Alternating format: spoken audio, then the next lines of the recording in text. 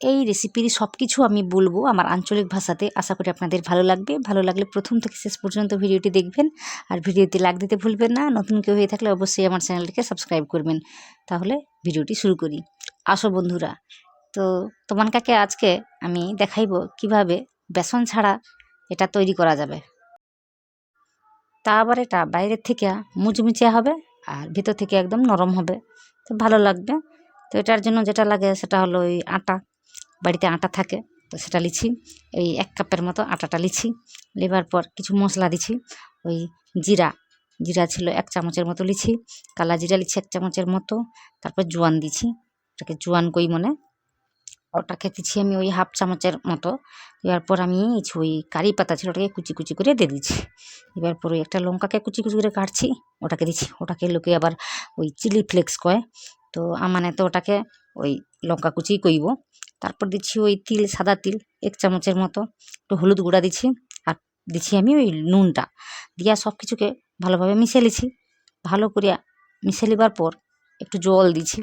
ওই 1 কাপের মতো আটা লিছি, তার সঙ্গে 1.5 কাপের মতো জল দিছি। তো দিয়া এভাবে মিশিয়ে নেবো। অল্প অল্প করে দেবো প্রথমে, একসঙ্গে অনেকটা দেবো নি। তো এরকম করে মিশিয়ে দিলে একটা সুন্দর ব্যাটার তৈরি করে নেবো। তো এরকম করে তৈরি করা হয়েছে। তো যেটাকে আমি এক্ষুনি ব্যাটার করেছি ওটাকে মনে করি ঘোল। তো এইভাবে ঘোলটাকে তৈরি করে নিতে হবে। তো এখানটায় দেখছো নিশ্চয়ই আমি এখানটায় 2 কাপের মতো জলটাকে লিখলি, নেবার পর 1.5 কাপের মতো জলটাকে ব্যবহার করছি, আর বাকিটা কিন্তু বাঁচিয়েছে। তো এই 1.5 কাপ জল দিয়ে কিন্তু ভালো করে একটা ঘোল তৈরি করে নিচ্ছি। তৈরি করে নিয়ে এটাকে আমি রাখে দেবো। রাখে দিলে ভালোভাবে ঘোলটা সেট হয়ে যাবে বা ভালোভাবে তৈরি হয়ে যাবে। তো এটাকে রেখে দিলে এই কাজটা হবে। তো এদিকে কী করছি, 2টো আলু ওটা সিদ্ধ করে লিখলি, তো ওটাকে এইভাবে থাসে নেবো। ভালোভাবে থাসে নিতে হবে। থাসে নেবার পর পরিমাণ মতো নুনটা দিতে হবে, আর ওই পেঁয়াজটাকে কুচিয়ে রাখছিলি ওটা দিচ্ছি। তারপর ওই আগে থেকে কুচিয়ে রাখছিলি লঙ্কাটাকে, কাঁচা লঙ্কাটাকে ওটাকে দিচ্ছি, আমচুর গুঁড়া দিচ্ছি, আর ধনিয়া গুঁড়া দিচ্ছি। আর একসঙ্গে কী করছিলি, জিরা আর গরম মশলাকে গুঁড়িয়ে রাখছিলি ওটা দিচ্ছি। দিয়া ভালোভাবে মাখিয়ে নেবো এরকম করে। তো এতে স্বাদটা ভালো আসবে। ভালো করিয়া মাখিয়ে নেবার পর কি করব, আলুর কিছু বল তৈরি করব। বলটাকে তৈরি করিয়া ওই বড়ার মতো করে চ্যাপটা করে দেবো। তো দেখতে পাবো এক্ষুনি আমি কি করব। তো এরকম আমি গোল গোল করছি, বলের মতো করে একটু চ্যাপটা করে দিচ্ছি। কত সোজা। তো এরকম করিয়া যতগুলা বল তৈরি করতে পারবো করে নেবো, করার পর বড়া তৈরি করে নেবো। খুবই সোজা। তো আশা করি এটা ভালো লাগছে, এই ভাষাটা ভালো লাগছে। যদি ভালো লাগে নিচে কমেন্টে জানাবো কেমন লাগছে। তাহলে আবার পরে আমি ভিডিও বানাবো, যেটা শুনতে চাইবো সেটাও বলে শোনাবো। কোনো রকম কথা যদি শুনতে চাও তাহলে আমি সেটাও আমি কয়ে দেবো। তো এখানটা কি করছি, প্রথম থেকে ওই তেলটাকে গরম করতে দিসলি, গরম হয়েছে ভালো করে। গরম হইতে আমি গ্যাসের যে আগুনটা বা কী কইব ফ্লেমটা ওটাকে মিডিয়াম বা মাঝারি করে দিছি। করে দিবার পর ওই বড়াগাগে এরকমই আটার যে ঘোলাটা তৈরি করে রাখছিলি ওই ঘোলের মধ্যে দিয়া এরকম করে তেলের মধ্যে ছাড়িয়ে দেবো। তো এরকম করলে কিন্তু চপের মতো ভাজা হয়ে যাবে আর সহজে হয়ে যাবে। কতটা সোজা দেখছো, ভীষণ সোজা। বেসন না রইলেও ঘরে এরকম করে কিন্তু এই বড়াগুলা ভাজা যাবে আটা দিয়া।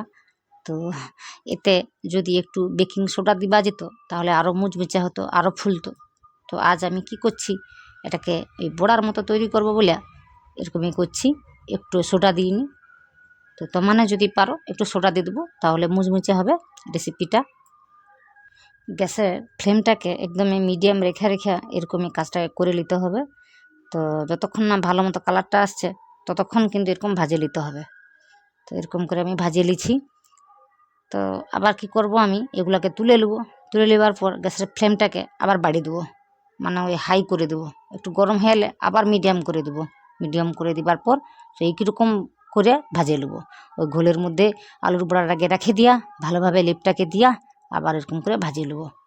তো এই মিডিয়ামে রাখতে হবে, রাখিয়া কিন্তু এরকমই ভাজিয়ে নিতে হবে। আবার একদম লো করে দিলে কি হবে, বড়াগা না তেল টানিয়ে নেবে। তো সবসময়ের জন্য কিন্তু মিডিয়াম রাখতে হবে, নইলে হাই রাখতে হবে, লো করা যাবে নি। তো এরকম করে মোটামুটি এরকম একটা কালার আসতেই আমি এটাকে তুলে নিচ্ছি।